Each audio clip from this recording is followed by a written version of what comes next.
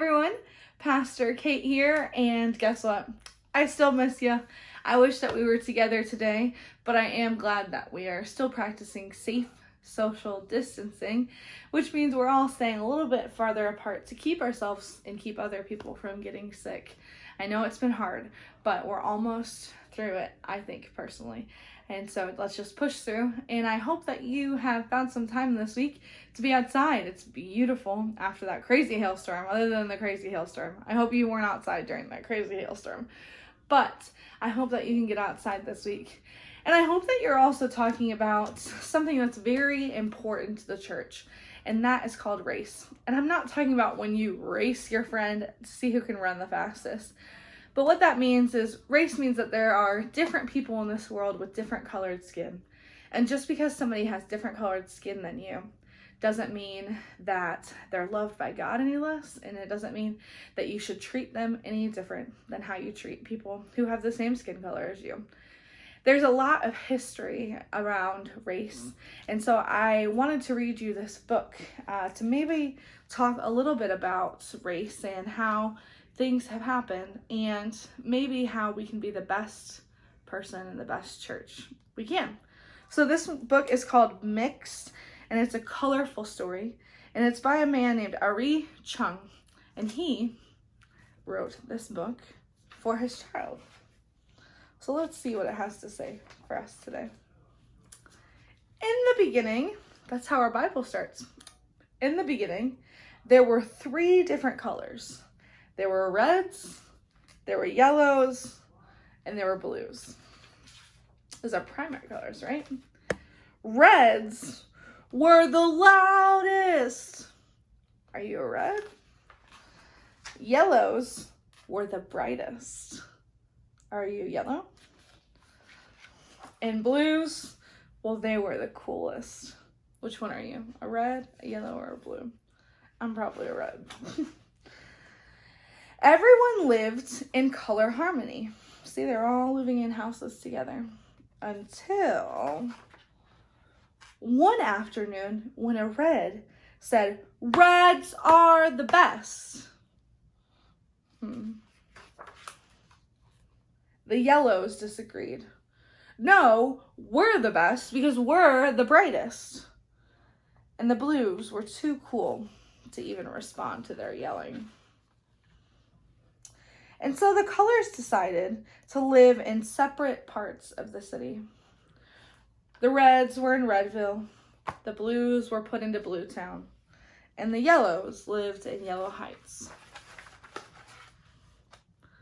But then, one day, a yellow noticed a blue, and something happened. The blue says, "I feel so happy when I'm near you." And Mr. Yellow said, "And I feel so calm when I'm with you." Well, yellow and blue became inseparable. Life felt so vibrant. But not all the colors were happy about it. Red said, "Colors shouldn't mix." Blue said, "I don't like yellow's effect on blue." And the yellow said, that blue isn't bright enough for our yellow." But yellow and blue loved each other so much that they decided to mix. They got married. Look at that, would be me. I'm a pastor. What a beautiful wedding. Together, they created a new color. They named her Green because when you mix yellow and blue, it makes green. Green was kind of bright like yellow and kind of calm like blue, but really, she was her own color, all her own. Look at it, she likes the garden. Everyone was so fascinated. Red said, "Oh, she's so cute." Yellow said, "I've never seen anything like her before." And even the grumpy colors fell in love with green. Red said, "Can I hold her?" Soon, other colors mixed. Red and yellow makes orange. Blue and red makes purple. Sometimes it makes a light purple, or sometimes it makes a dark purple. They mix and they mix, and they began to see all kinds of new possibilities. And mixed and mixed. Wow, look at all those different colors. Then there's a green and an orange mixing, and an orange and a purple mixing. And look at all of the new colors that we have. There were so many colors, and a lot of them had new names now. Be careful, Jade. Don't forget your sunglasses, Lavender. Have fun, Amber.